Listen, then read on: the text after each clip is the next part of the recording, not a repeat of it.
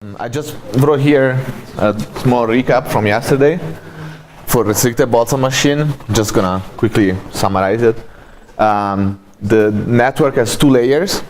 Has a visible layer and a hidden layer. And the visible layer is used to describe the variables on your data set, and the hidden layer just gives you expressive power.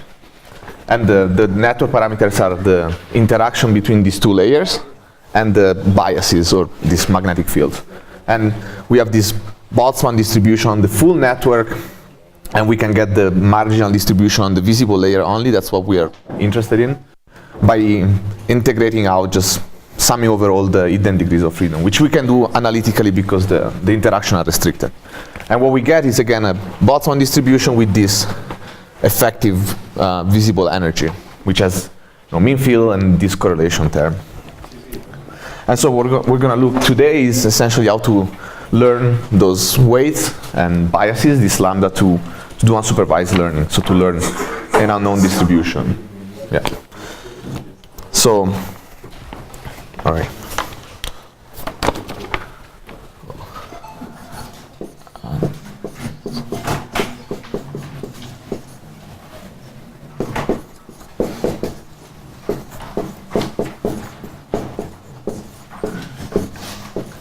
So again, we have a data set, D, is a collection, not X anymore, collection of visible samples.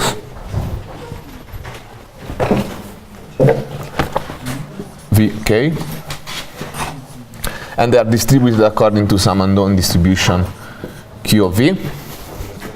And we want to minimize the KL divergence between the unknown distribution and the RBM distribution on the data set, essentially. So the cost function, same as yesterday, is minus the average over the data set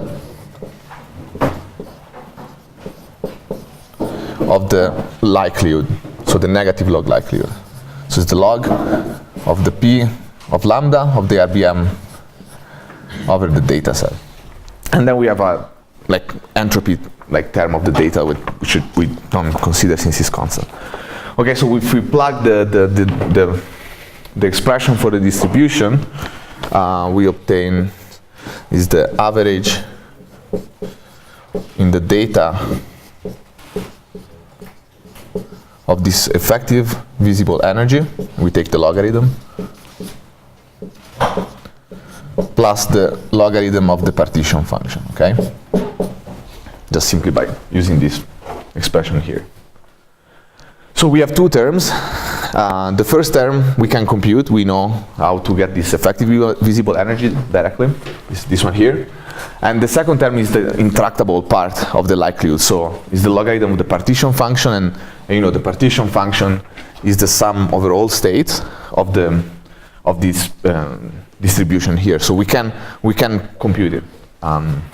Because the phase space is exponentially large, right? So in practice, we cannot estimate the cost function efficiently, which is one of the tricky part with the RBM. Like when we have before when you're on a network and you want to get an estimate of how good you're doing, you can just compute the misclassification rate as you did the other day. Then you can do it very efficiently, but here we cannot. So there are ways that we can get an idea of how good we are doing, but they are different than computing directly this C. But we don't necessarily want to compute C to get the training going and the learning signal. What we want to compute is the gradient of this cost function. And as you will see, we cannot compute C efficiently, but the gradient, yes. So we take the gradient of C with respect to the parameters,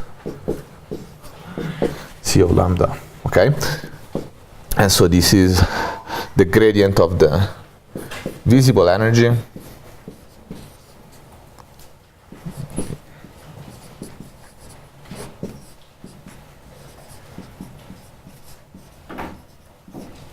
and the gradient of the partition function, okay?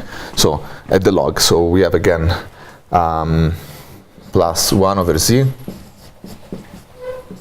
then the sum over all possible visible states, and the gradient of the e to the minus epsilon. So we get e to the minus epsilon of v, and the gradient of epsilon of v, and then we have a minus sign here from the exponent, right?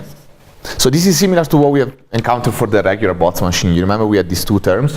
One was easy to compute, and one was hard. And so this is essentially the same. So we can write this as the average of the gradient of lambda of the epsilon on the data minus the gradient of the average of the gradient of epsilon over p. Same thing, right? We have the positive phase and the negative phase of the learner.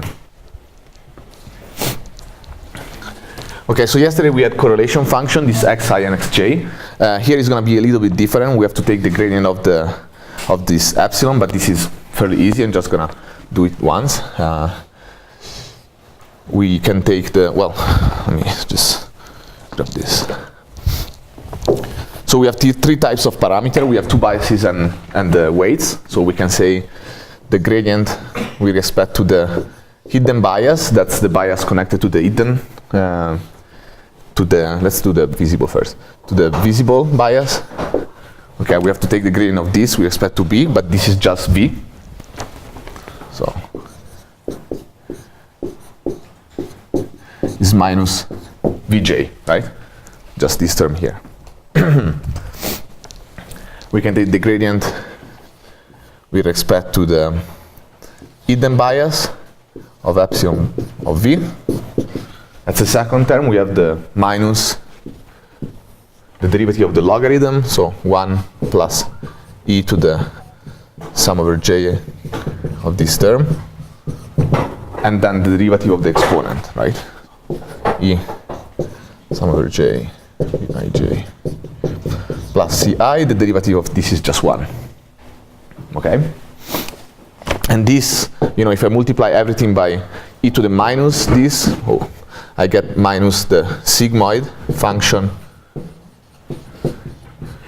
of the argument, sum over j, wij, bj plus ci. And this is the same function that we had for the activation of the feed-forward the other day. And similarly, we can take the derivative with respect to wij of epsilon. And this is just going to be minus the sigmoid of this same argument, j, ij, vj plus ci times vj. So we are now, when we differentiate the exponent, we pull out the vj out. Okay, so that's very easy. So essentially, when you compute the gradient of the cost function, you just, depending on which parameters you're updating, you're going to use the correct derivatives there. They can all be computed very easily. So the point is that now, again, we have these two terms, negative and positive. And the positive, it's trivial, right? Just run over the all data samples, and we will see that you don't really use all the data set, but you divide it in batches, like the other day. But the point is that this, once you have a particular v of the data set, you just use one of these expressions for the derivatives, and that's just all there is. The problem is that the tricky part is the negative phase.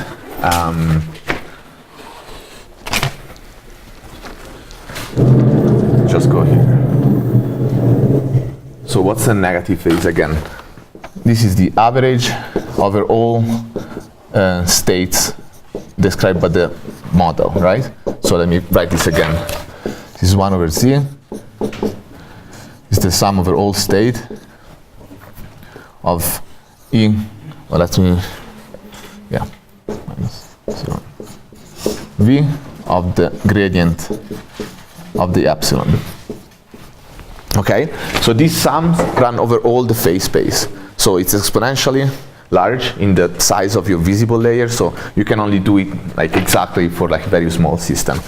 But this is the same problem that we faced in the first day. You remember we had the Ising model, and we had this, we wanted to draw sample from the Ising partition function to compute observables, and we had this exponentially large sum.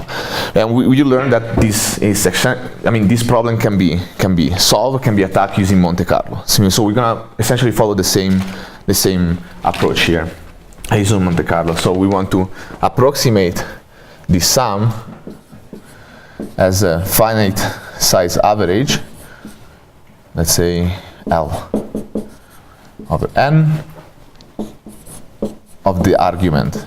Right, you remember we defined this general O in the first day, these observables. In this case we have this gradient V of L, and these samples VL are drawn from the RBM distribution.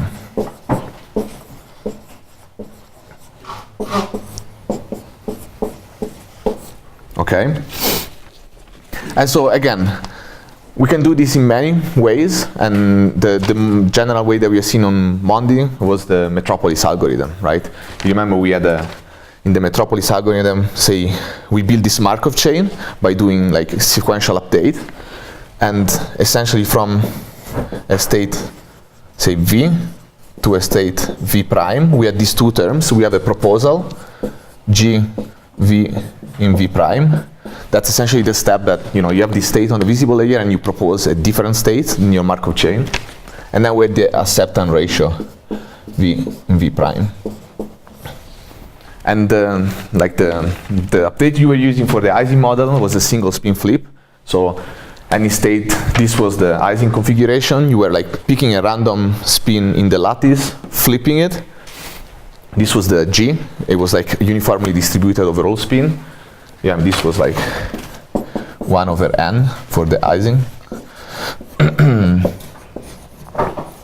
And then you were computing, you said if the energy was lower, you were accepting this update. Otherwise, you were comparing a random number with the e to the minus beta and the difference in energy. Okay? So this is like a generic strategy, but in this case, we have this special structure of the graph. And this is going to help us essentially using a more efficient sampling algorithm based on Gibbs sampling.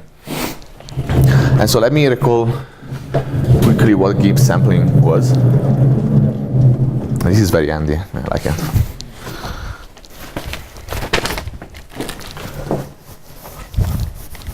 Okay, so the difference between essentially, well, we've seen that Gibbs sampling is a specific case of the more generic algorithm, but the point was that we were sampling from a conditional distribution instead, and then accepting the state that we drawn from that distribution with acceptance ratio of 1.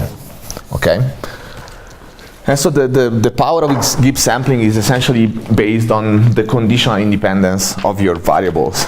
And the graph here is going to give you like a powerful conditions. So, like Gibbs sampling. Right. So remember we had this x was x1, then we had some xj, xn, just being general here. And Gibbs sampling is based on essentially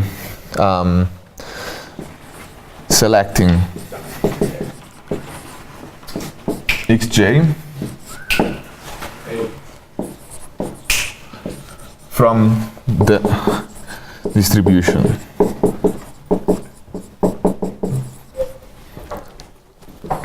So we select the xj in this particular variable, and we select the distribution here, xj, given, remember this notation, x vector minus j.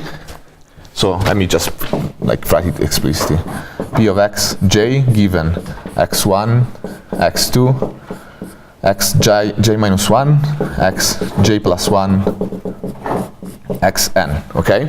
So we take one of these variable and we see what's the conditional distribution between this variable and all the rest in my system, okay? And essentially, conditional independence in generic like graphical models is, you just look at the graph and you see right here, right? There are no connection between these two variables. This means these two variables are conditionally independent. That's just. And so for the RBM, say let's make an example. We want to sample like a visible unit particularly. So let's sample this unit Vj. Okay. So what we want to essentially sample from and look at is the probability. This is P lambda, the RBM distribution of Vj given all the rest. Let's say, well, what's the rest? It's V minus J, okay? The visible area minus this, but then we also have the other, the H, okay? Let me see, yeah. So, you should convince yourself that essentially this term here doesn't really matter because there are no connection, but let me just show this. So again, we can use the bias rule, and no, we can write this distribution as the joint distribution between all of these variables. So that would be V of H, but let me just write Vj, V minus J, that's same as V, and H.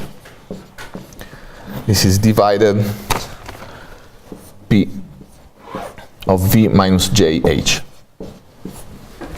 I just turn this around using like bias, okay? But I can again use the same rule and write this again in the following way. We can write P of V J H, sorry, given H. Essentially, I want to isolate the visible and the hidden layer. So I bring the conditional here, P of H, and this is P of V minus H given H, P of H. Again, same trick of bias. These two cancels. But these are now conditional independent. So like, you know, when you have joint distribution of two variables that are independent from each other, they factor, right? So we can write this as P of Vj given H times P of V minus J given H.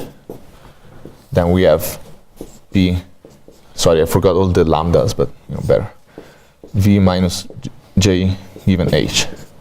And so these two things cancel and you're left with that, right? Just, which is not surprising, okay? Well, these things are not connected together and the distribution factorizes. So sampling one visible unit, to sample that from the conditional distribution, you're just gonna need to consider the state of the hidden layer, essentially. Okay, just gonna move here. I want to keep the first board.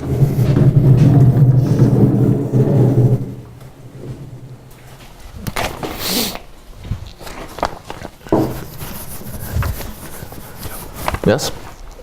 Can you write a little bit? Oh, yeah, yeah, sure. Yeah.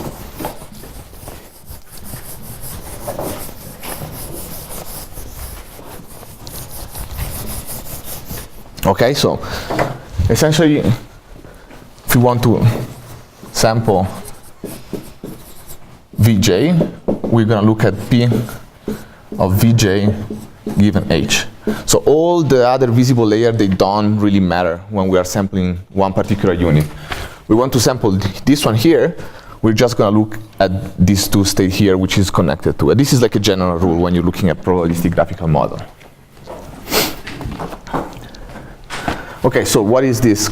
I'm going to compute this just for this visible, and then for the hidden is going to be the same.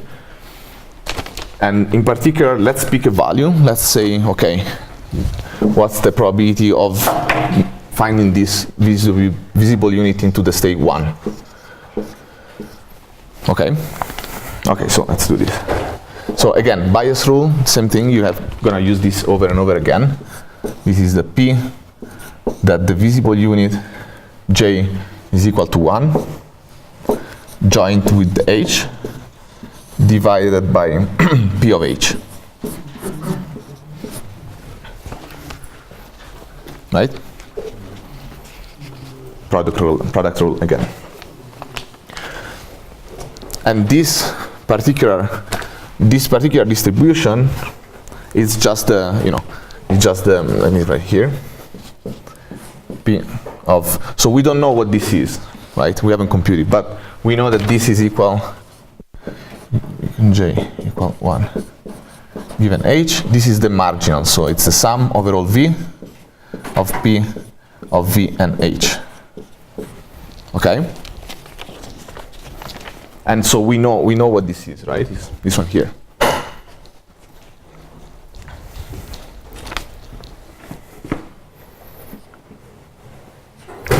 Again, we can do the same thing here. Here we have a conditional distribution of the visible unit in J given H, and we can rewrite this in terms of the full distribution just by integrating everything else out. So this is the sum over all the other V minus J. So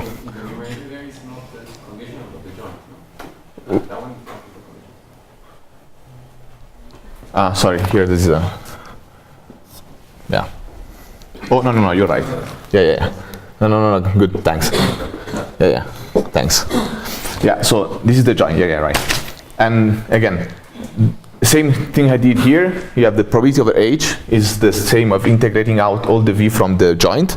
I'm gonna do the same here. I'm gonna sum over all the visible units minus the J from the original one. So V minus J, and you have P of V1, Vj minus 1. Then we have the Vj, which is equal to 1, Vj plus 1, Vn H.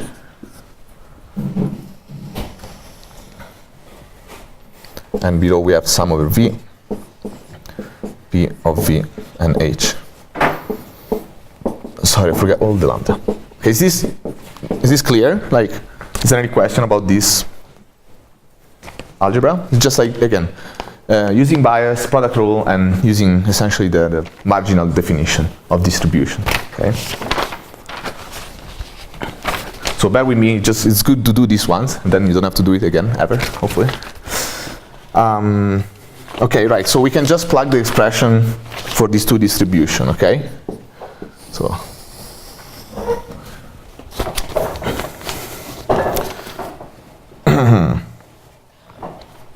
Okay, so the P, I didn't write the energy, but if you remember, we had minus V minus J, okay, and of the full energy. But the visible unit on the J unit is fixed to 1, so we're just gonna put 1 in the energy. So we get E to the Bj plus sum over I V I J H I. So here I use the fact that Vj is fixed to 1. So here you remember there was a Vj multiplying the bias and a Vj multiplying the interaction. I just set it to 1. And then we have all the rest essentially. So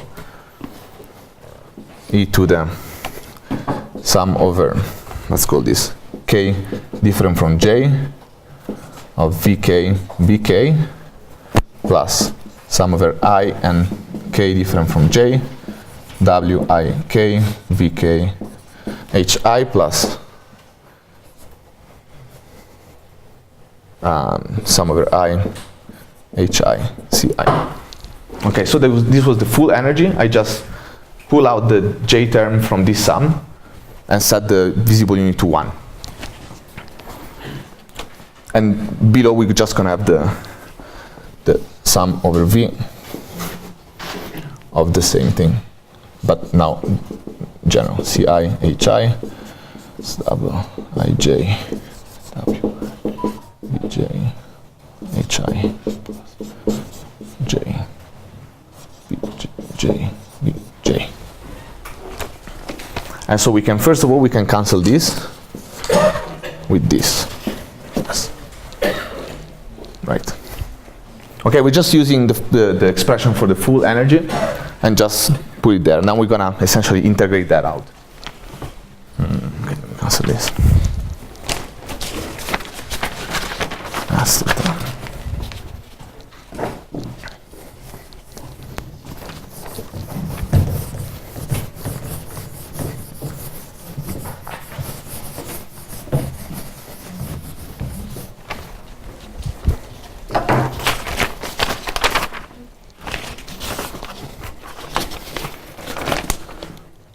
P of Vj equal to 1 given H again. So let's see. So this doesn't depend, so we put it in front. E Bj plus sum over I I.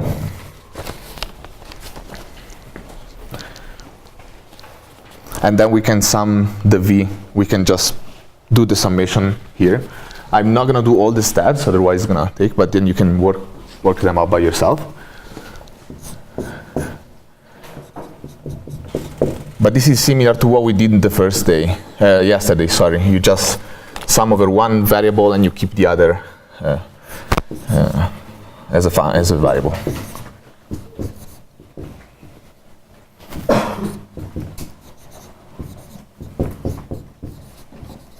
Okay.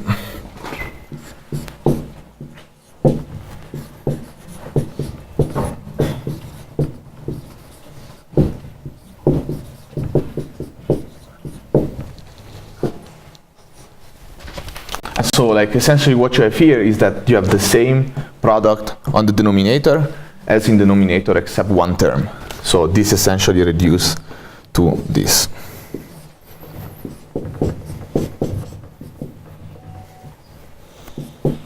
This is the same thing, Vij, Hi, and then here you have 1 plus the same thing, which turns out to be the derivative. This is the sigmoid of the argument.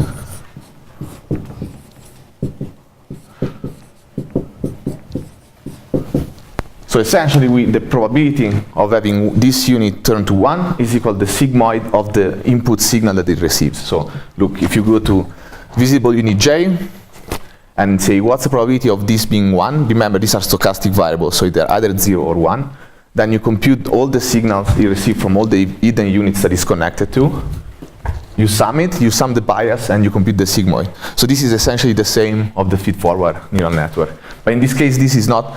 That's what the question the other day about the ReLU. This is not something that we impose as an activation function. We say, well, we choose the sigmoid rather than the ReLU. This is something just naturally emerged from the definition of the Boltzmann machine. Okay? And so the other is essentially equivalent.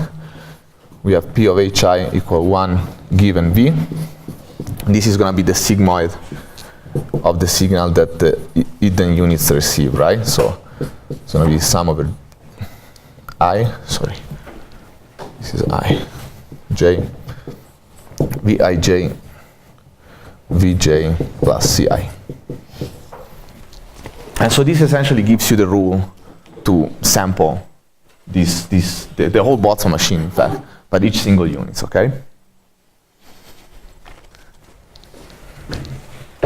So the most straightforward thing to do to draw samples from this machine would be to, from initial state, just pick one of these variable, you look at the input signal, you compute this probability, this you can compute it exactly, right?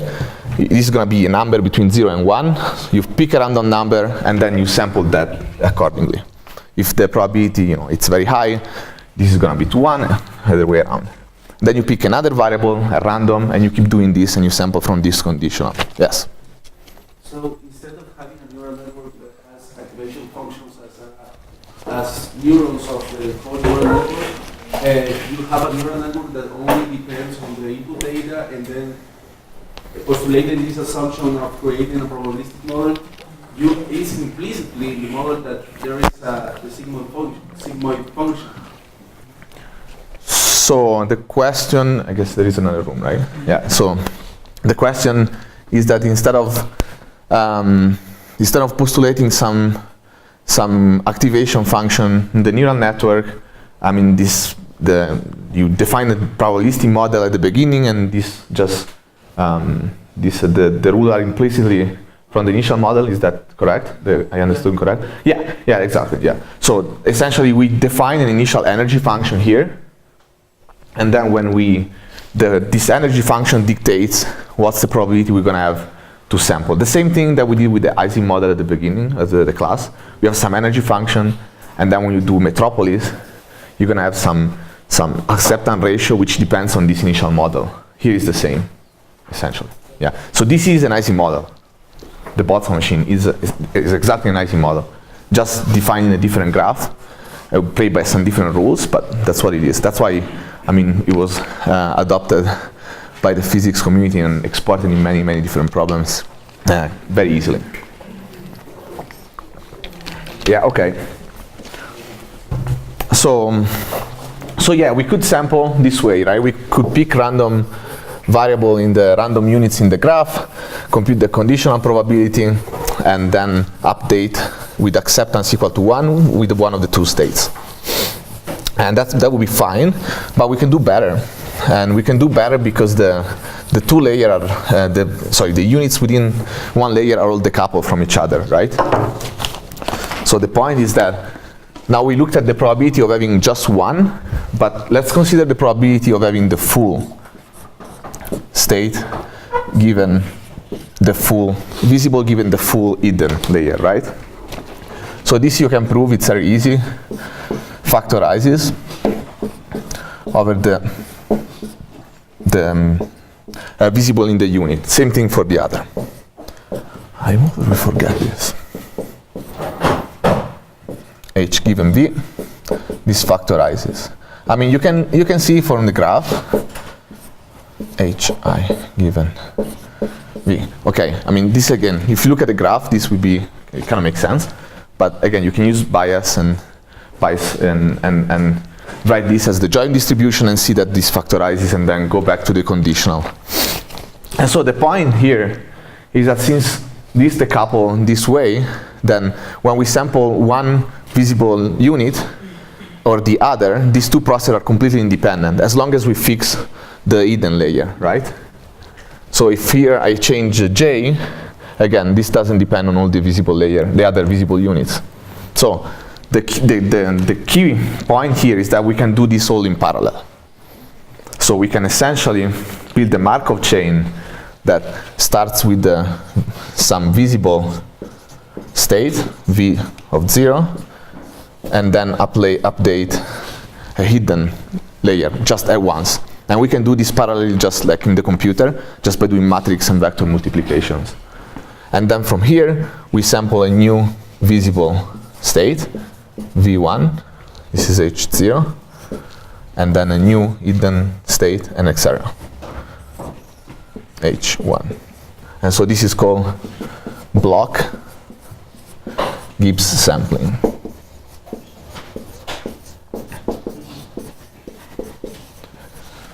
And this is another reason why we restricted the machine at the very beginning. Like, one was that we could compute this in a tractable way, but we could have kept the connection in the visible layer. But if we do this, this variable wouldn't be conditionally independent, right? And we couldn't do this block Gibbs sampling. And this is very fast, right?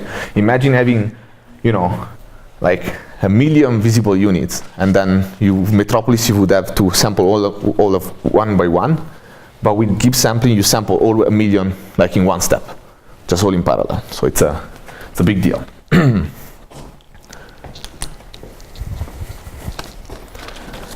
Okay.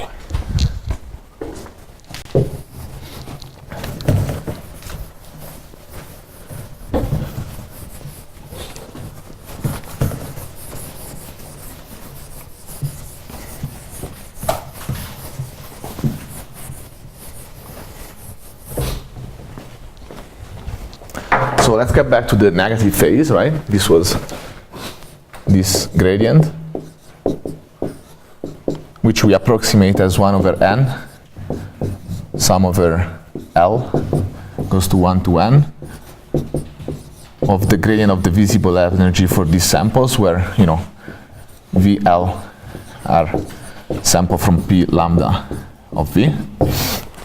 And essentially, using bulk sampling, in the Metropolis language, our proposal from V to V1, V prime will be the product of P,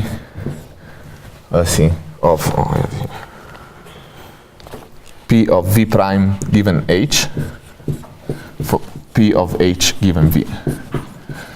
So to go from one visible state to the next one, from here we sample the hidden layer, and then from the hidden layer we resample the visible layer. So there are two steps, from here, sample, and sample, and you keep doing this block back and forth. That's this block Gibbs sampling procedure. Any question about the sampling? Yes. I understand that this is what is also called alternate Gibbs sampling, Mm-hmm. because you just keep changing the hidden units and the visible ones in a binary way. Yeah. Is there a situation where this can't be used? You mean like for the RBM case? Yeah, for a physical system that doesn't allow us to use this method of sampling.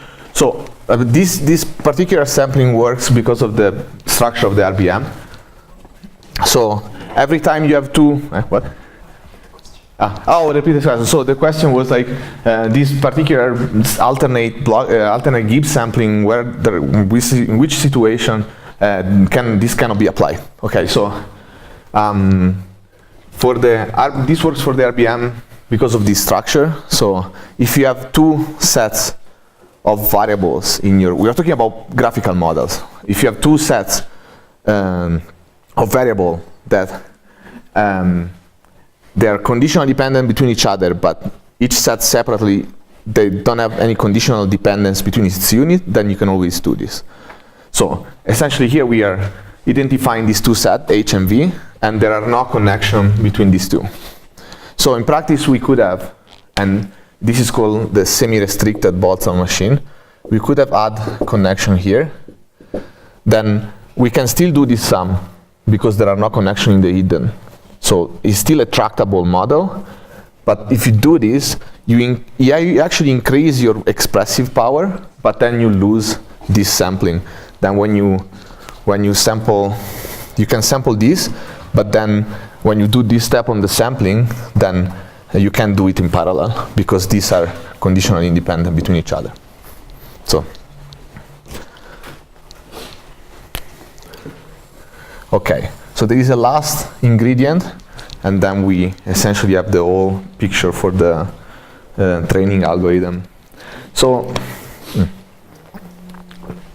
so the sampling, the Gibbs sampling is powerful, it's fast, but imagine this, when we train this model, we are doing many iterations, like in the feed-forward, right? You do one step, you compute the gradient, you update your parameters, and then you repeat. Now, to get the gradient, to update the parameters, we have to compute this, okay? We have to do this at every training step. To get this, you remember, when we sample, there is this transient at the beginning where our samples are not really distributed according to the stationary distribution, so we have to equilibrate or do this burning, right? You remember the first day, we have this 10% of the steps. So you start from a random sample, then you have to equilibrate to the stationary distribution, then start your sampling. And you have to do this at every iteration because the model change, the parameter change, so your stationary distribution also changes. So it's a very cumbersome process, okay? But there is a way out, essentially. And the way out is essentially to consider a different cost function. So what we were considering was the KL between the data and the model. And this is your stationary distribution. And so the breakthrough algorithm that allow RBM to be learned very efficiently from Hinton was instead, it's called contrastive divergence. Maybe some of you heard this before. And instead consider this cost function. Is the contrastive divergence is like a difference between two KL, the KL between the data and the model, minus the KL, and I'm going to explain what this is now. This is the KL between the probability distribution of your model after k steps of block Gibbs sampling. Okay, I'll explain what this means. So the point here is that what you want to avoid is to do this long equilibration to your stationary distribution at every steps. This is gonna just slow down your training and you'll be in trouble. But there is kind of intuitive. I'm not gonna. There is a proof, and there are theorems about this, and I don't want to go there. But I give you a kind of intuitive explanation. So you can prove that this quantity is always positive because the k steps the probability the probability distribution after you do k step of sampling is closer to your stationary distribution than the data. So the point here is that you initialize your chain from a data point and you do some step of Gibbs sampling. So this is gonna bring your state away from the data and towards your distribution, your stationary distribution, right? So by updating the weights and your parameter by minimizing this, you essentially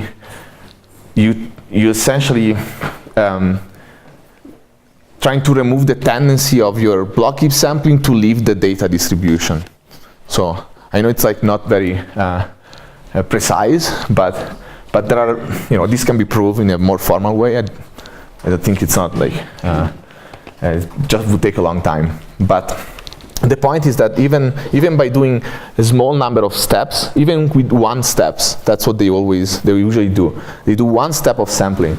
So they start from the data, they do one sampling step, and then they update the parameters. And these two sampling steps, they're gonna, bring your distribution away from the data and you're trying to bring it back, as like updating the parameters, essentially. And so this is called contrastive divergence. And essentially when you take the gradients of this,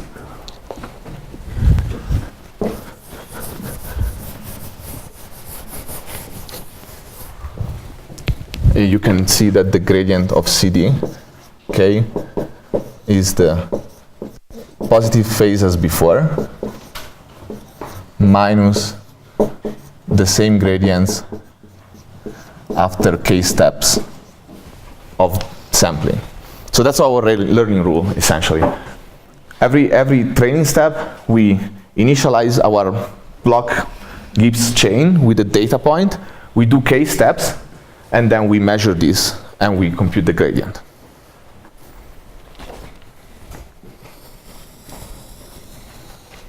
Okay, so let me just kind of summarize all the parameters and the steps. It's going to be useful for today's tutorial.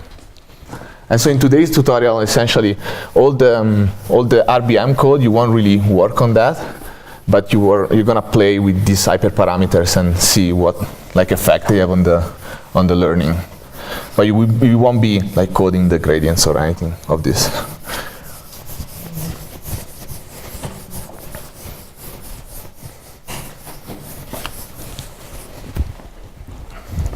Okay, so what are the hyperparameters that you're going to modify?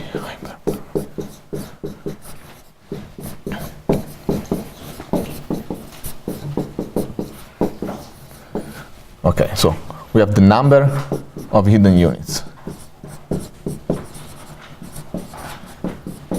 Okay, so essentially this is your expressive power, M. The more hidden units you have, the more powerful is your network. But beware that if you have too many, the optimization might become more difficult. So again, there is a sweet spot in this number. Then you have these steps. Yeah. So in contrastive divergence, the next term, speed involves exponentially many summas. No, so it's still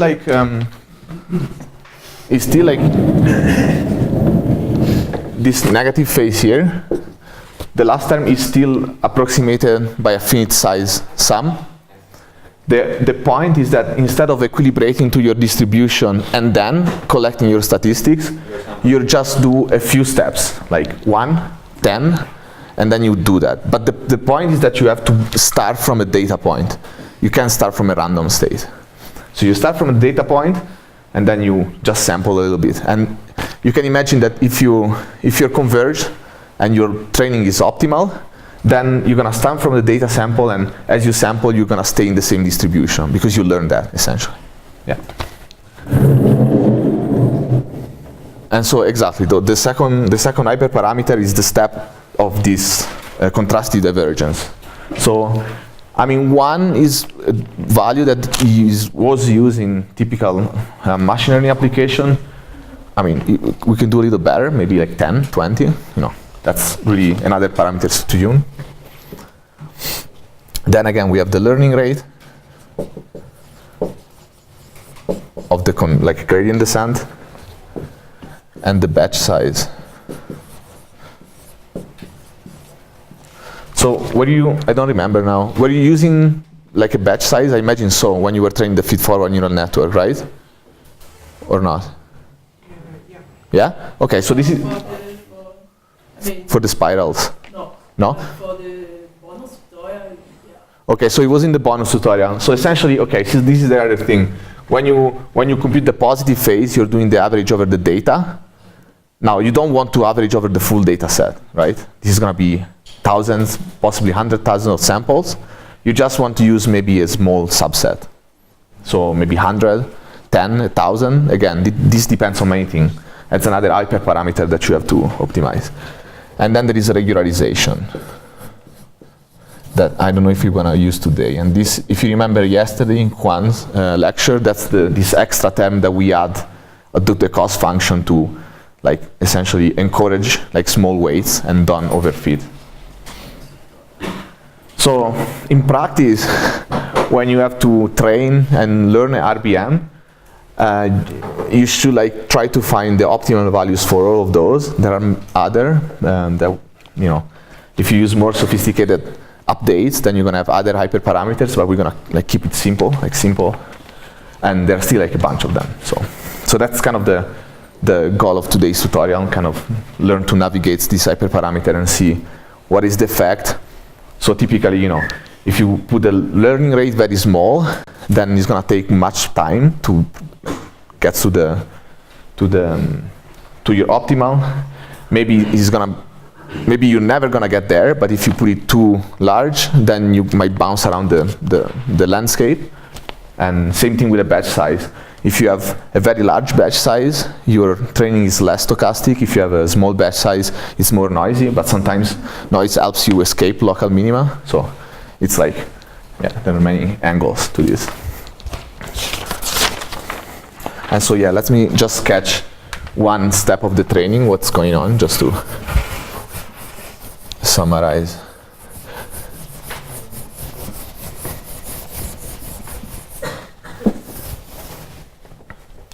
Okay, so this is one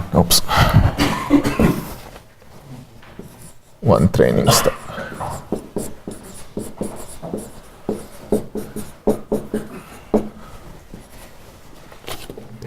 So the first thing is that you select a batch of data. This is typically done at random, okay? And the size is the hyperparameter. Then you compute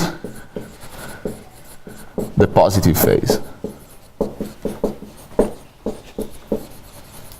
This is this average of this gradient with respect to your batch of data. Then you can do in the size of the batch. Second, you initialize the Markov chain with the data.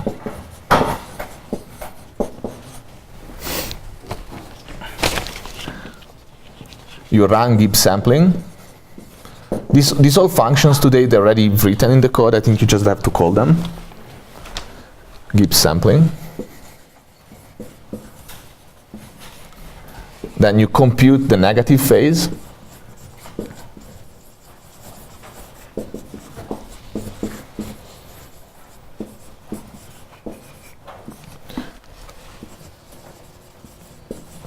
So you run the Gibbs sampling, and you're gonna get some statistic at the end, and then you use it to compute the other term. And finally, you update the parameter.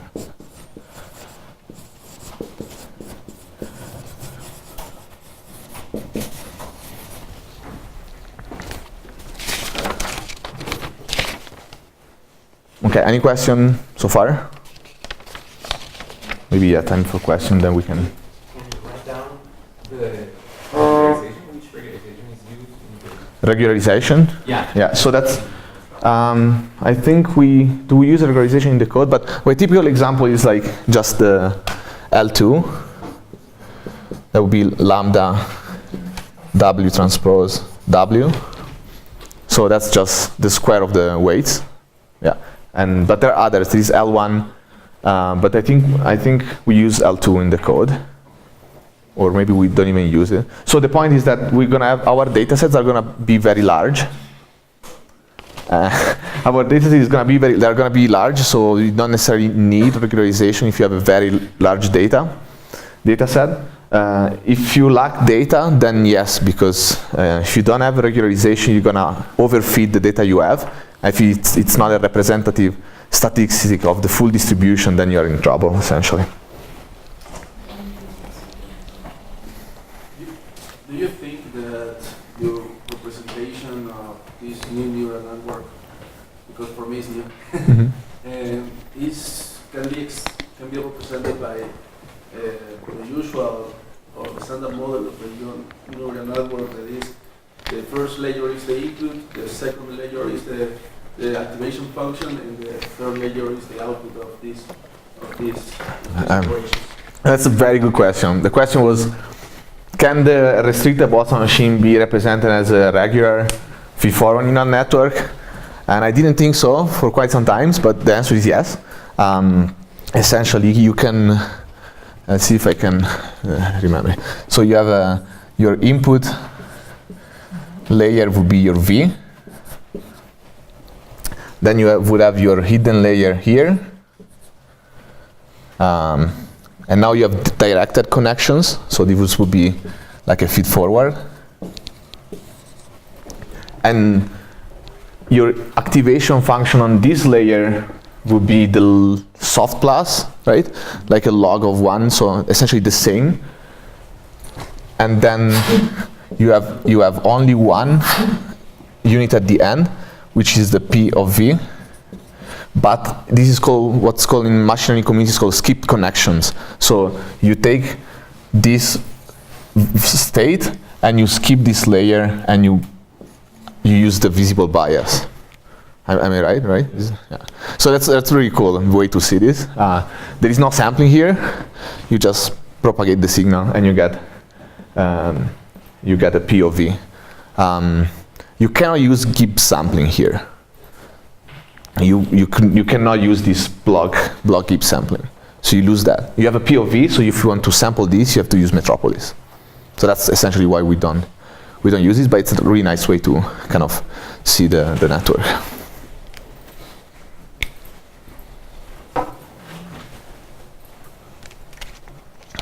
Okay. What is the advantage of the Gibbs sampling? Sorry, come again. What is the advantage of the advantage? The advantage is that essentially you can sample all your visible unit in one step. So say you have this, right? And you want to sample from this distribution. Then you need to find, first you need a proposal, this G, that brings you from one state to the other. And this single spin flip for the Ising model, it's a good choice, but it's not always good. So you have some insights on your model to like devise a good selection, a good proposal. And you could use maybe cluster updates to sample more than once, but then it would depend on the probability itself. So when you do like cluster update for the Ising model, you devise them because you know the Ising Hamiltonian. So in general, if you have to do something like that, you have to study this network. So it becomes more involved, and so that's why we use Gibbs sampling. It's just like very fast and efficient.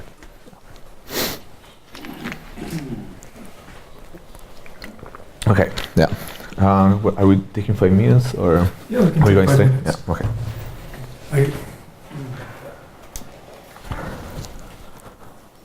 So, one could use some kind of physical object to simulate physics as opposed to simulating it in silicon, programming, really be that physical object that would give us This is like neuromorphic computing. yeah, right? exactly, something along those lines, exactly. Yeah, I don't know much about that, honestly.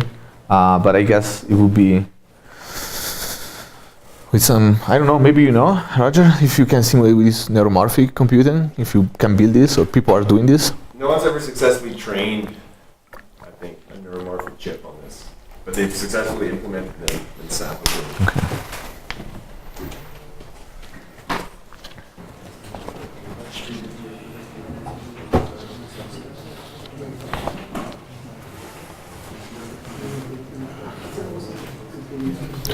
All right, so I'm gonna get started again, and this last lecture is gonna be more like research, like oriented. So we're gonna look at like an application of all this RBM business and unsupervised learning to like quantum, mainly by physics, in particular quantum state reconstruction. And so the question here that we are asking is the following.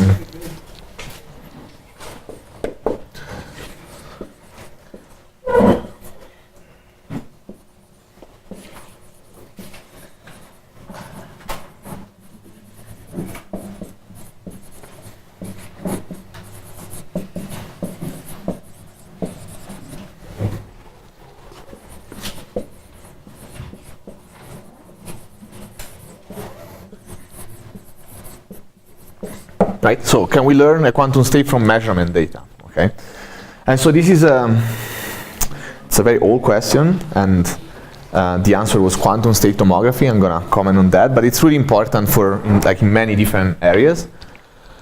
And so in one important application is in condensed matter, especially for quantum simulation platforms. And the reason is that imagine you go into the lab and you build an experiment. Say you build an experiment to simulate the Hubbard model or some strongly correlated material, right? Now, there is only so much you can do in terms of measurements, in terms of control. So the idea is that if you get access to the quantum state of your device, of your synthetic material, then you can you have almost like full access to all the measurement that you're going to do. If you have to measure in the lab, then this usually have some overhead in the experiment. So there are typically some things that you can measure very efficiently, some other things that are very costly. It's possible, but it would be like a big experimental overhead. Some other thing that you just can't measure in the most of the times, like entanglement. Entanglement is something that is very, very hard to measure at the level of the experiment, okay? So definitely being able to just do some simple measurement on your device, say you measure if a qubit, or well, we're talking about condensed matter. So if an atom is in the ground state or the excited state, and just do this measurement, like feed them to the neural network or whatever this is, a black box, and this gives you the quantum state, that would be like very desirable, right? And then you can think of like in terms of more like quantum technologies, so quantum computers, quantum hardware, then typically the goal is to run some quantum algorithms in this device, and so you have some initial state and some output state, and you need a tool to do analytics, like to verify that you're doing the correct thing, essentially. So you want to know, is the quantum state that I'm preparing, the quantum state at the end of the hardware, the one that I actually wanted to prepare? And so quantum state tomography or quantum state reconstruction is another, even in this case, is a tool essentially to do that. And I'm calling quantum state reconstruction and not using the word tomography because, so when I talk about tomography, what I mean is some kind of an unconditional technique that I give you some measurement and you're gonna give me the quantum state which best resemble this measurement, no matter of the quantum state. So there are no conditions on that. Instead, we're gonna put a prior condition. We're gonna assume that the quantum state has some structure, and the structure will be encoded in the restricted Boltzmann machine, and so that's why we call it reconstruction. So it's not an unconditional technique. Not all quantum state can be reconstructed with a neural network. If it's like a very random, chaotic state, like good luck, essentially, because machine learning needs this structure that you have seen in the data. Okay? And let's consider quantum system, and let's consider closed and isolated system.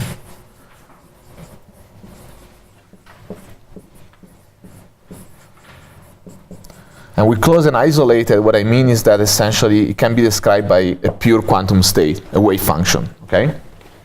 So this is the object that we are interested in. And so what we do, we can write this wave function into some basis.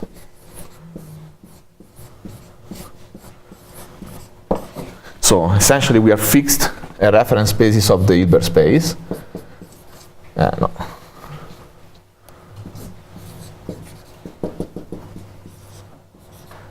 we have n degrees of freedom. This could be qubits, or could be electrons, could be atoms. And we fix the basis of the Hilbert space and we expand the wave function in that basis, okay? So for spins, this could be the quantum number on the z direction, like sigma z. If you have like particle hopping on an optical lattice, this could be like the occupation number, like a second quantized formalism. It doesn't matter, so we just stay general. We have this basis and then we have this expression of the wave function. And so quantum state reconstruction essentially means obtaining this coefficient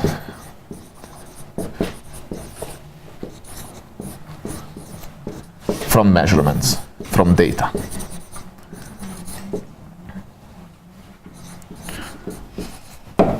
If I have these coefficients, essentially I have the full state. Of course, there are exponentially many.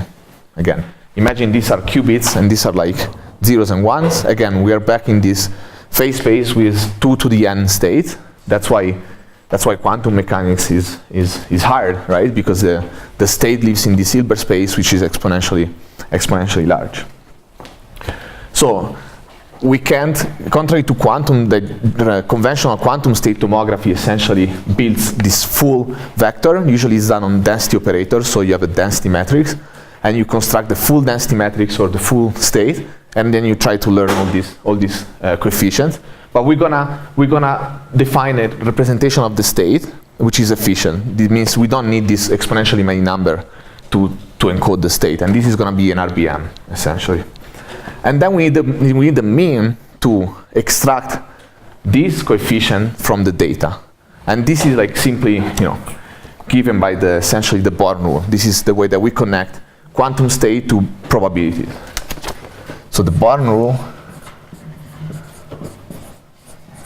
tells us that if we do a projective measurement, so if we collapse the wave function in this basis, the probability P of observing some of this state is the absolute value of the projection of the wave function into that particular state squared, which is just, this square. So this is our link from the quantum state to the probability. And I mean, we have seen that we can learn probabilities from data, okay? So this is kind of the idea. And data here means that if we, one requirement to do this, like clearly, is that we need to be able to prepare this quantum state many times, okay? And we prepare this quantum state, capital psi, we don't know it, and we do a projective measurement on this basis. And what we obtain is essentially one of this state. Let's call this sigma 1. And then we do this again. We prepare the quantum state, it's going to be in some superposition, we collapse the wave function, and we obtain another state. And we do this many times, and what we end up is a data set of sigma. Well, I'll be consistent with the previous notation. Okay? And we know from the Born rule that the probability distribution of this data, of these projective measurements, is P of sigma. Okay, so if we could learn this distribution, then we would have access to the quantum state. And so I'm going to make another assumption. This is very stringent, but let's to keep it simple essentially.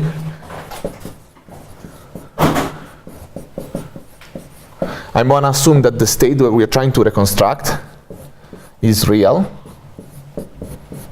and is positive. I know, it's like, it's not true for most of the matter that we know. But for this, these assumptions can be relaxed.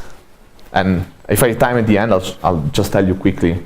But this is the first step, and most of the matter does not really respect this condition. But there are some cases where the quantum state indeed has this structure.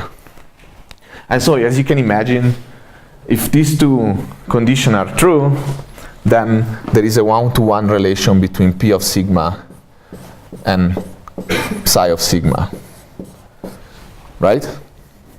You're taking this number is non-negative is non-complex, so taking the absolute value square is the same as taking the square. So essentially we know that this psi of sigma is equal to the square root of p. Make sense? And this is essentially how we're going to formulate our quantum state reconstruction with the neural network, right? So this neural network quantum state reconstruction means, in this case, let's say RBM, use an RBM to learn P of sigma. Okay, and if this is true, if we find a neural network parameter lambda such that the P lambda of sigma is essentially equal to the capital psi, P of sigma, then we have obtained a neural network wave function psi of sigma, which is essentially the unknown state that we are seeking. This is because this state here, again, doesn't have any phases.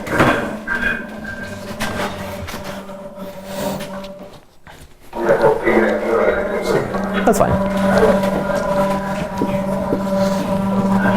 And so, what this psi of sigma, like neural network psi, is just the square root of your Boltzmann machine distribution. So, if we want to spell this out, e to the minus epsilon of sigma divided by 2. Okay, so that's what I was telling yesterday at the beginning, like the neural network itself can be used to essentially, like, it gives you a representation of a quantum state, if you phrase it this way. Yes. How important is this assumption that the wave function is real? Oh, It's necessary. it's crucial for this. So, if the wave function is not real, or like negative, with negative, I mean negative and positive, so if we say that as a sign structure. So imagine like a singlet state, right? Singlet state would be square root of 2, 0, 1, minus 1, 0. So here we have a sign structure there. We have a plus and a minus. So if this is the case, then this cannot be applied in this way. So if we have both plus here, then yes. Have you figured out a way to sort out? Yeah. So I'm taking this example because it's easier and it's easier to understand. And if I have time at the end, I'll show you how we can essentially extend the neural network to capture the phases. And then what we did, we also extended the extended network to capture mixed state. So not just wave function, but density matrices. It's just like a systematic increase in complexity. Okay. So yeah. So this is how the question was, I guess, how important is this assumption? And yeah, it's very important because then this is true. And now again, imagine to having electrons. Then if you have electrons, this condition does not apply anymore, and there is mostly electrons around. But there are cases where this condition is satisfied, and I'm gonna make an example and work through that. Yes. Yes. And we're gonna look at the simplest, probably, example of ground state of a many-body systems, non-trivial, which is the transfer field Ising model.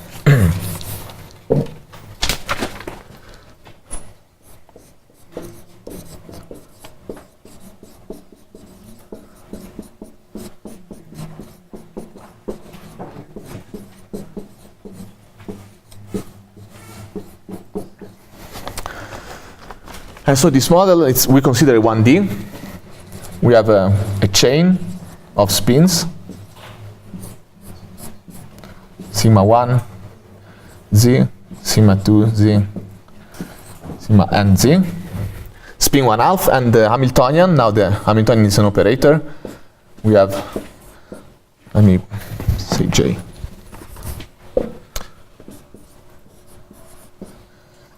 J, we have sigma z, J. So we have nearest neighbor interaction along the z-axis, and then we have a transverse field. So can you raise the hand if you already seen this before? Okay, so no, okay. So this is kind of, it's one of the simplest, non-trivial, like, model for like quantum magnets. And so if you forget about this, essentially you recover the IZ model the first day, okay?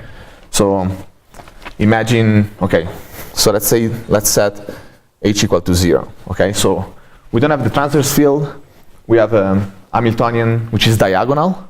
So this is essentially, it's like a classical model. And this is the same Hamiltonian we see in the first day. That was 2D, and this would be 1D.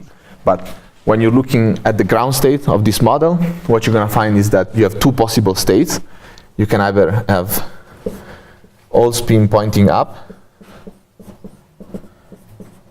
This is in the z direction, or all spin pointing down.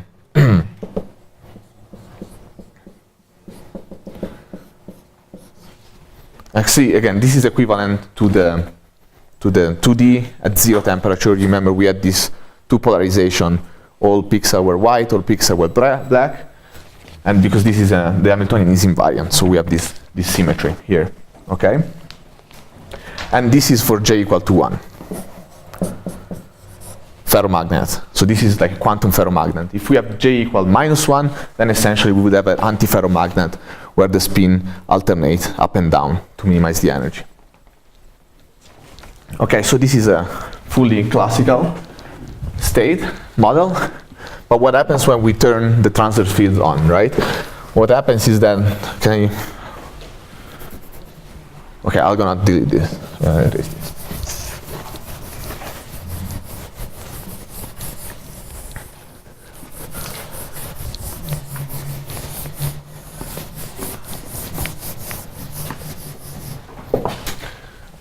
So let's consider the case where H is non-zero, right? We turn on this transverse field, and now we have these terms here. And recall that this sigma x Pauli matrix, it flips your state, and vice versa. So as soon as we insert this term in the Hamiltonian, we're gonna start having quantum fluctuation. Some of these spin are gonna flip, and as this grows larger and larger, we're gonna have more quantum fluctuation. At some point, this ferromagnetic order is destroyed, okay? And in particular, we have a quantum phase transition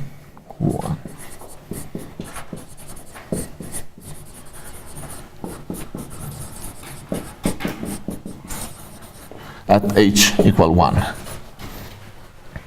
So the phase diagram in h. So this is your classical point. Here you have a ferromagnet, H0, and here you have a paramagnet.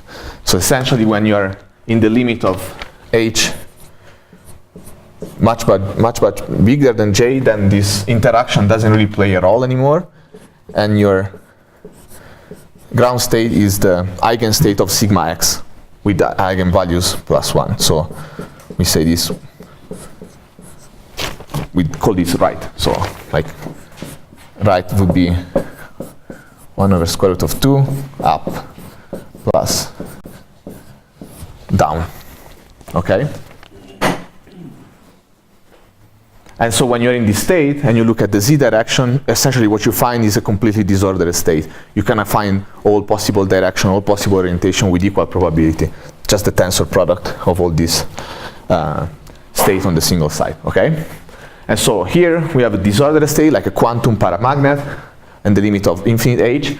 And when we go to h equals 0, we have a quantum phase transition. And this is the same type, for who knows what a universality class is, same universality class of the 2D classical Ising model. These two models can be actually mapped into each other. Okay? This is one of the simple, it can actually be solved exactly and analytically from this Hamiltonian. You can find the exact ground state by mapping essentially to free fermions. And so the difference is that in the previous classicalizing model, the thermal fluctuation drove the phase transition. Here are quantum fluctuation induced by this transverse magnetic field. Okay, and so I'm telling you all of this because the ground state of this model respects exactly these two properties that we had before. So the ground state is real and is positive. All these coefficients in this basis here of the sigma z basis are all positive. Okay, so is this relevant? Can this be done? Actually, can this be found in materials or done in experiments? And the answer is yes. And I just want to make this kind of parenthesis to connect to actual experiments.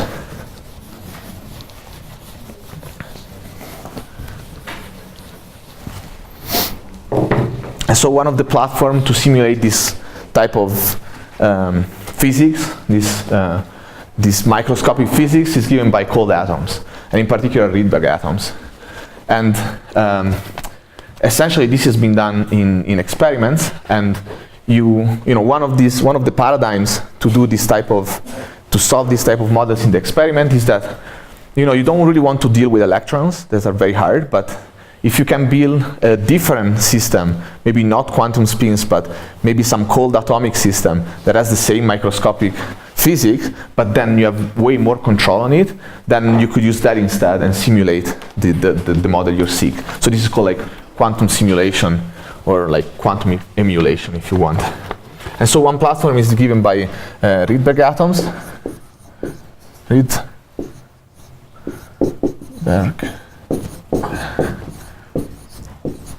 Rydberg atoms, and these are neutral atoms, and the particular properties of this atom is that they have a ground state and they can be excited in a Rydberg state. A Rydberg state is a state of the atom where the electrons occupy one of the outer shell and essentially has a very large radius. And the point is that the Rydberg atoms interact very strongly with each other through van der Waals potential. So what they do in experiment is that they trapped single atoms with this thing called optical tweezers. Those are laser beams. And they can really assemble this chain of single atoms free of any defects. So this is something of the order of some micron. And they have all single atom. One usual choice is rubidium or strontium. So you can trap them and move this tweezer and change the distance between each of these single atoms. It's pretty remarkable. And what you can do is that you can shine a laser to essentially excite this transition from the ground state to this Rydberg state. This will be this sigma x. And what happens is that when you excite one of these atoms in a Rydberg state, and you excite the other atom in the Rydberg state, these two atoms interact very strongly with each other. Okay? So what you can do essentially, you can build something like that out of these Rydberg atoms. And so this interaction here between two nearest neighbor Rydberg atoms would be essentially equal to this one. It would be equal to like an antiferromagnetic interaction. That means that these two atoms, they don't want to be simultaneously in the Rydberg state. So if this is in a Rydberg state, this is going to be in a ground state. If this is excited in a Rydberg state, this might decay. So essentially you can build this pattern. Rydberg, ground, etc. And this is essentially equal to up, down, up, down, up. You know, you have this two-level system, and you can engineer this strong interaction. Essentially, you can engineer this type of ground state out of cold atoms, which is very, very remarkable.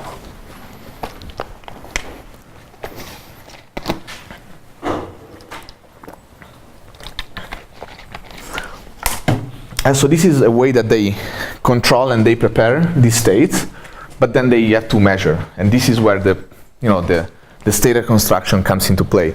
The point is that in this type of experiment, like one of the measurement that they can do is they can just do fluorescence imaging. So they probe if an atom is in the ground state or is it in the excited state. So they get some picture essentially of the single atoms. And doing this measurement is equivalent of doing this sigma z measurement. So same thing, they can prepare this ground state, image it, get a snapshot of if the atom was in the ground state or in the excited state. This is your data. Re-prepare the ground state, do this again and again and again. And if you do this many times, you're gonna build a data set which contains fingerprints of the quantum state, right?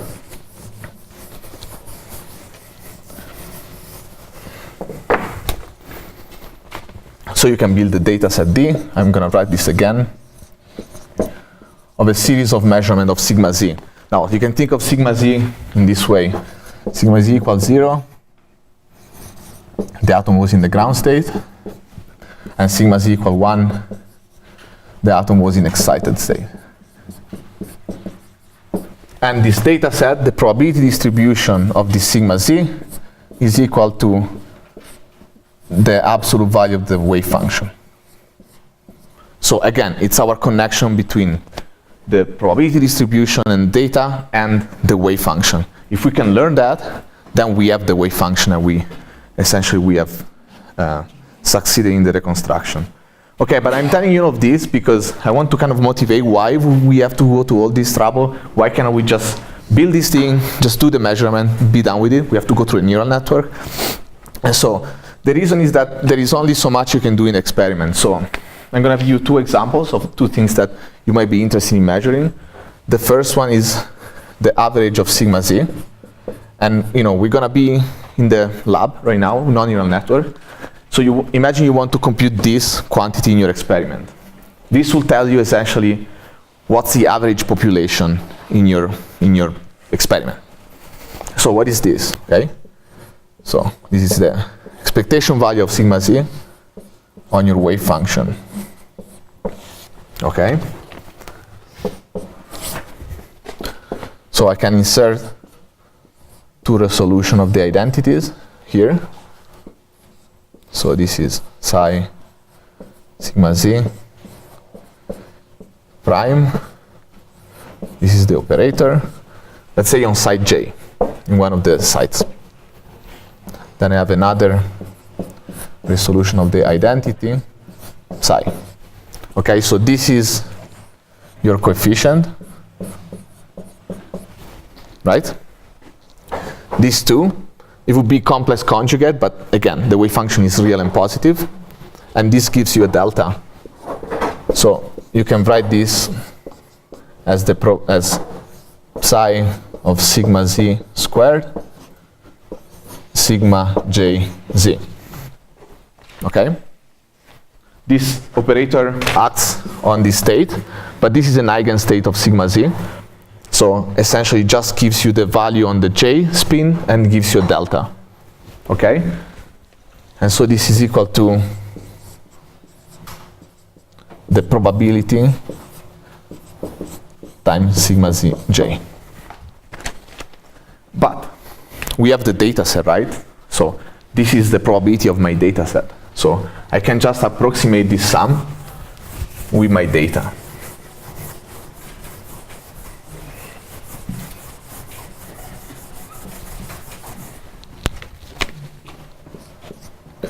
And I have 1 divided by the data, sigma z in the data set, sigma j z. And so you can do this. This is how you would calculate this expectation value from your data in the lab, and that would be perfectly fine. Okay? Any question about this?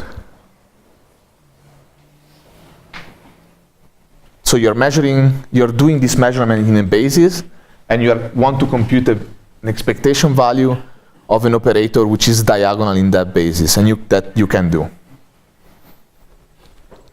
But the second example is that where the quantum state reconstruction becomes very important, is say you want to compute the average value of sigma x instead. And this is important. It's an important quantity because essentially gives information about the quantum fluctuations in your state. Okay, so you can essentially do the same thing as before. We can take the average value of sigma x on spin j as before we have these two sums, but there is an important difference, as you'll see.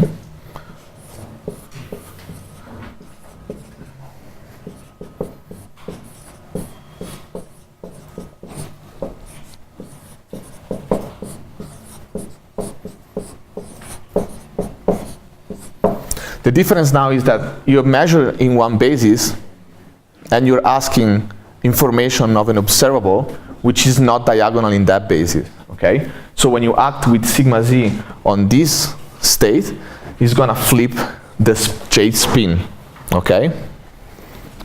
And essentially what this becomes, you can multiply and divide by psi of sigma z. So this sigma z here and here, they give you p again. Again, we always want to write this as an average over this probability. But then we have left with this term here.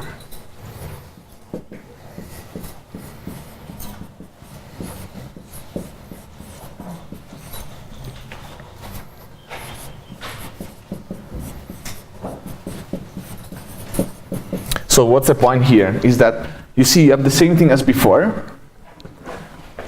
but before the only thing we needed to know is what was the value of the sigma z in the data.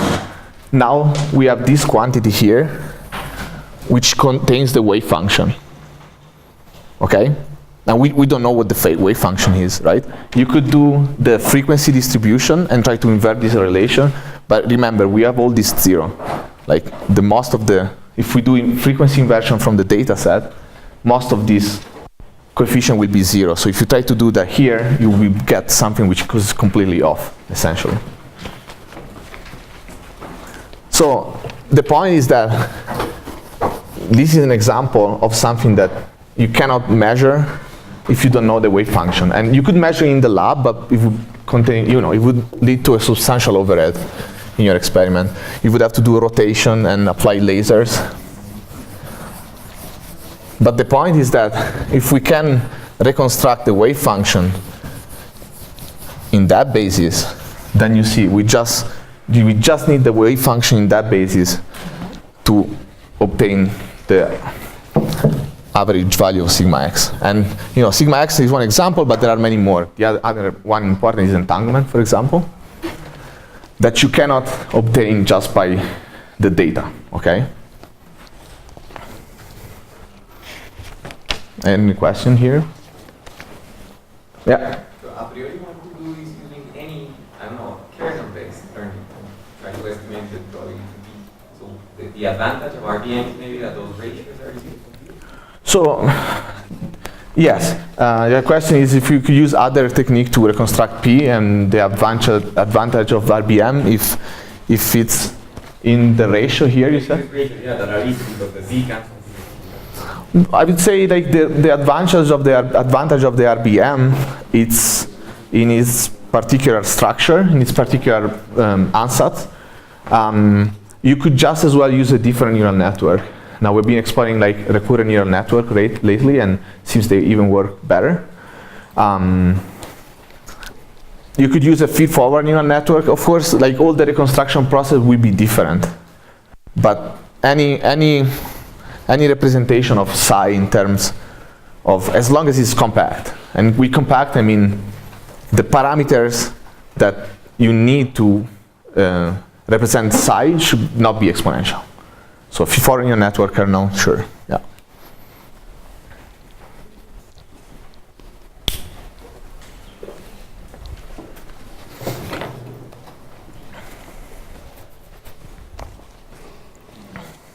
So essentially, again, the strategy here would be use this measurement to find an expression from psi and use this representation that you find through the data to compute other things, okay?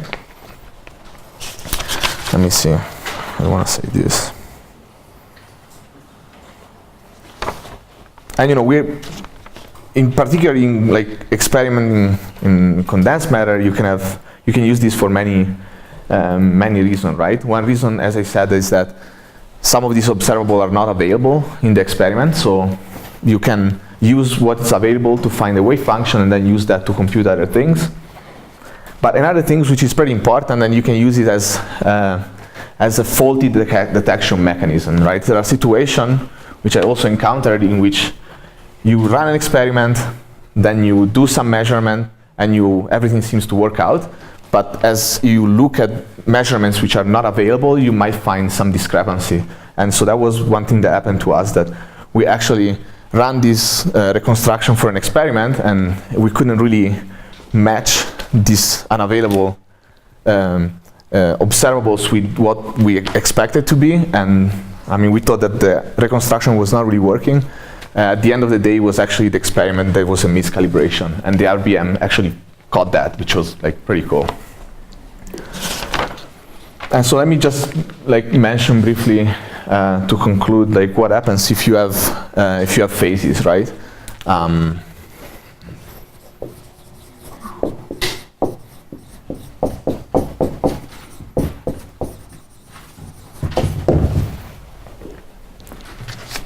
And you know, like this is in some sense like phases in a wave function, and with phases I mean that your psi of sigma is complex, or your psi of sigma can be both negative and positive. I mean, this is somehow is what makes a quantum state truly quantum, if you want, right? So, like, the sign structure is at the heart of Pauli exclusion principle for electrons. So, two electrons cannot be found in the same quantum states. So you have all this amplitude with different signs so that it cancels out. This is at the base of quantum interference, for example. This is at the base of essentially the most of quantum algorithms. So it's very important, and we can capture it really with this framework.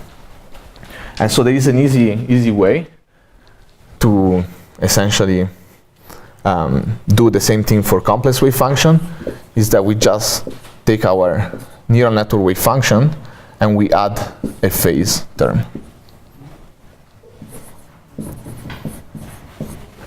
It's just that simple. So imagine that we had this neural network, this RBM. This is our sigma, this is our h, this is our wave function, and a simple way to essentially add a phase is to add another hidden layer.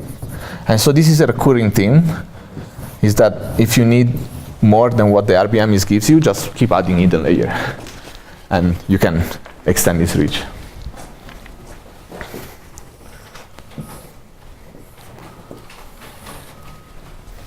And you know, you can, I mean, I could go through the derivation of the tomography for the complexes, but it's pretty long, and I don't know, maybe we could look at the tutorial instead and get ready for the next hour. Just take a look at the tutorial instead. Oh, okay. Yeah, so yeah, I'd say so. Okay. Yeah. Can you explain a little more About here? more? Yes. Yeah, okay.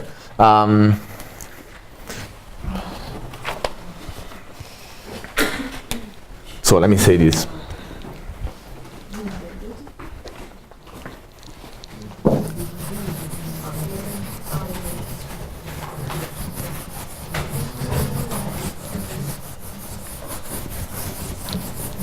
So before, essentially, we had our wave function. So if we fix a basis, we have a neural network wave function. And so far, this neural network wave function was the square root of the probability distribution. Okay? But this clearly cannot be negative or complex. So, like, an easy way out is just that you add here a phase term to make it common. And this is another neural network. Now you have freedom in choosing this phase term.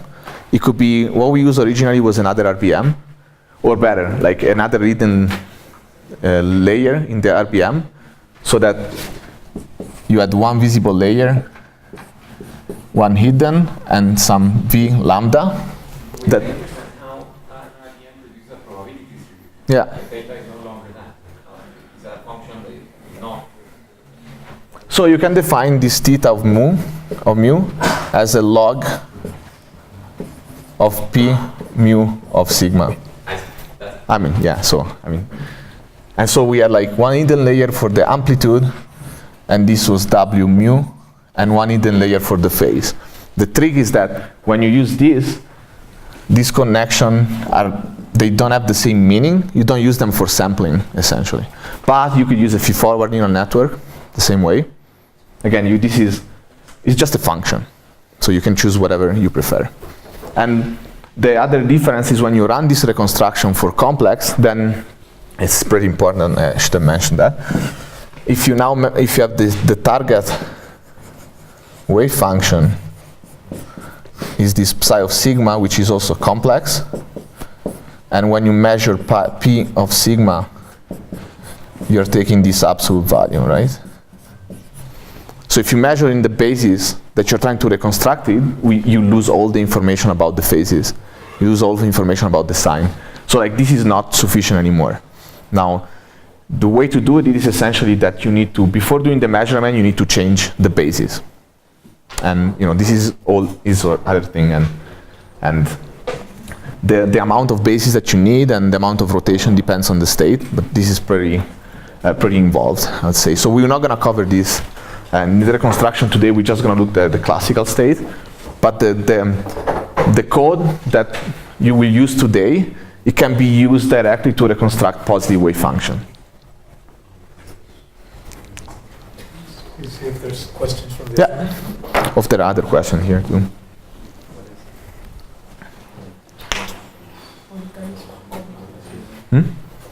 Oh yeah, let me write this down. So we have a software that we developed at Perimeter last year, and you can use that. There are tutorials to do the reconstruction for both positive and complex phases. It's in Python and it's based on PyTorch, and it's called Cucumber. Well,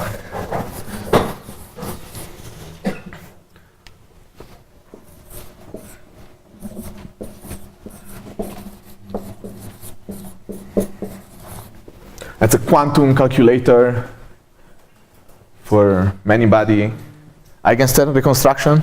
Did I get this right? Well, and is this in Pickle? Yeah, it's in Pickle.